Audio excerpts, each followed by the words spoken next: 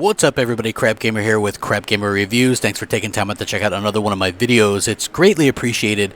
Make sure you give me a thumbing and or liking, and I would appreciate that as well. If you haven't subscribed, please go ahead and subscribe now. If you want to check out Xbox Nation, we did that yesterday. We had a hell of a good time talking about rumors, new hardware, Sony's leaked information and things like that. Definitely an interesting thing worth checking out. Go ahead and check it out. Xbox Nation was yesterday, and really good time. So on to today's topic, and it is a little bit covering sort of what I covered yesterday during Xbox Nation, and I'm going to break it down a little bit.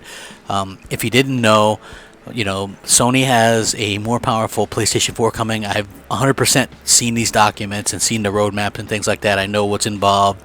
The teraflop, and I know it's like so crazy that we're in a gaming console generation where people are talking about teraflops and things like this, and it's interesting and it's kind of weird.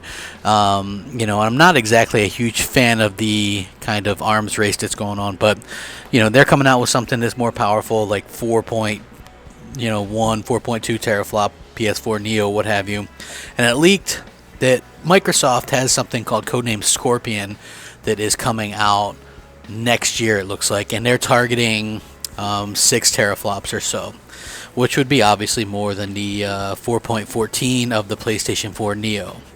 Right now, currently, PlayStation 4 has 1.84 teraflops, Xbox One has 1.32. So you can see there's a little bit of a disparity there. Not big like what's going to be between Neo and the Scorpio. But what's interesting here is, what are the Sony fanboys going to do? What are the people going to do that claim the reason they bought a PS4 was strictly for power, for resolution, for frame rate, for better performance? Because obviously the Scorpio is going to have the better performing multi-plats. You're going to have all the exclusives. What Microsoft is doing actually is very impressive as far as unifying their platforms. You're going to have, you already have like an elite controller. You're probably going to have an elite keyboard and mouse. Whatever you want to do, you're going to be able to do it. Now, there are some issues that come in with this, like, we're getting more powerful consoles, but neither one of these consoles are going to have exclusives that take advantage of what these consoles can specifically do. So really, what's the point in upgrading? I guess just if you want some better visuals or probably sturdier performance. But what I like about this, it's a really ballsy move by Microsoft. Yeah, you wait a little bit longer, but you're going to get cheaper prices. You're going to get more power than what Sony's going to be able to do. You're going to be able to turn that loss into a win, because Sony has been pushing this agenda, this power agenda. Those Sony fanboys have been pushing this power agenda for years now, and now that's going to be gone. And then you can push the sales agenda all you want, but if Microsoft legitimately thinks of Sony not as their competitor, and Microsoft is just like, hey, Windows 10 is Xbox, so anything that has Windows 10, that's an Xbox device. Then you just flip that on its side too, because not only are you saying we're going to have a more powerful base Xbox, but everything is Xbox that runs Windows 10. So we have hundreds of millions of Xboxes out there. I legitimately believe that they don't look at Sony as their competitor. I know we do as fans or whatever, because those are the two main like console brands.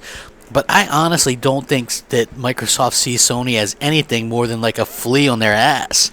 And I can't say I blame them, because Sony just doesn't have the clout or the money or anything that Microsoft has. You know what I mean? A product that people just must have.